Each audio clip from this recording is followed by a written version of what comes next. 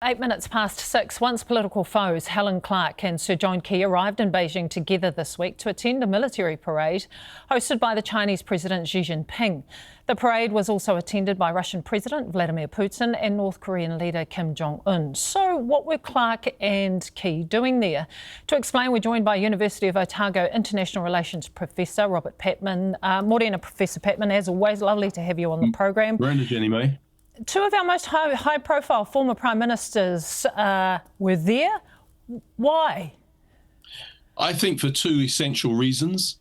Firstly, we are living through a very difficult geopolitical environment, which is changing, and it's particularly changed since Mr. Trump has come to power for a second period as President of the United States, his second administration. It's a radical departure from previous US administrations, and presenting problems for the likes of New Zealand. Mr. Trump is doubling down on support, for example, for Israel's attempt to take control of Gaza, and is also has imposed 15% tariffs on New Zealand. So that's one part of it. A second part of it is that both John Key and Helen Clark, when prime ministers respectively, were very important in developing the relationship with China, which is New Zealand's now its biggest trade partner.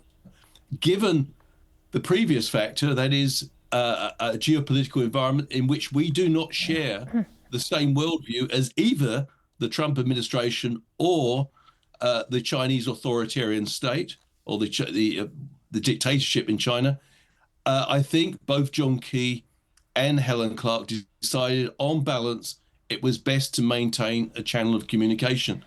They both indicated they were there to listen, and they don't see their visit as an endorsement in any way for the one-party state in China. I mean, you use the word balance, and you kind of referred to this in the first part of your answer, but does this speak to the tightrope that New Zealand has to walk when it comes to trade with China, but also with our traditional allies as well? Yes, but the thing is, our traditional allies are not so traditional. Mr. Trump is taking a view of the world which is radically different from previous presidents. He wants a peace settlement in Ukraine, which basically rewards Mr. Putin's invasion of Ukraine. That is, he wants Mr. Putin to get territory for his invasion. That's unacceptable to our country and is acceptable to many other liberal democracies. We're also unhappy about the situation in Gaza. We want a two-state solution. America is a close ally of Israel, and Israel has confirmed it wants to take over both Gaza and also the West Bank. Again, from our point of view, that's a flagrant breach of international law. So, in short, the foreign policy environment for New Zealand has become even more challenging, and it's important, I suppose, to keep channels of communication, to consolidate what is an important economic relationship for New Zealand, particularly given the fact that the United States, which was our second biggest trade partner, has now imposed 15% tariffs on our country.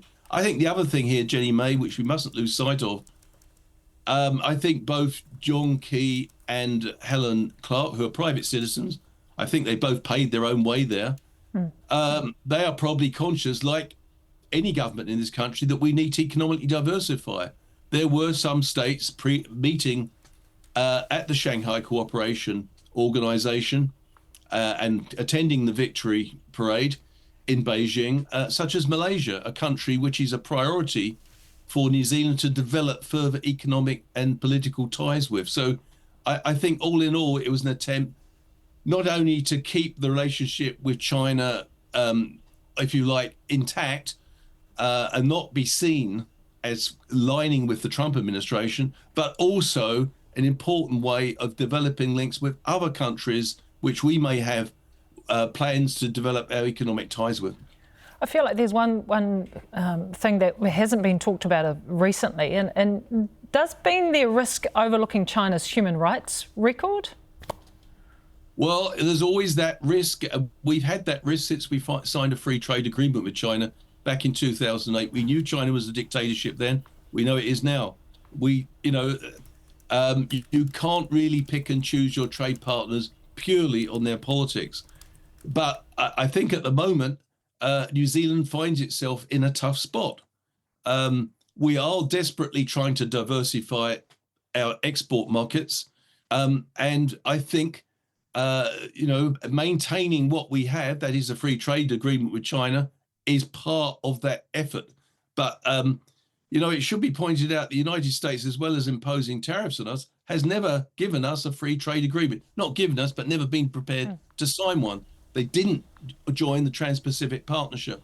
So, some people see this as endorsing the Chinese worldview. I don't.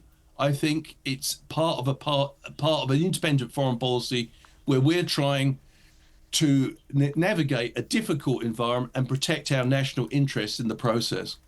Just finally, Professor Patman, just thinking about that relationship between the US and China, we know that President Trump mocked the event on his social media platform. So what does that say about the tension that exists or continues to escalate between the US and China? Well, one of the problems is that Mr. Trump's position is virtually incoherent.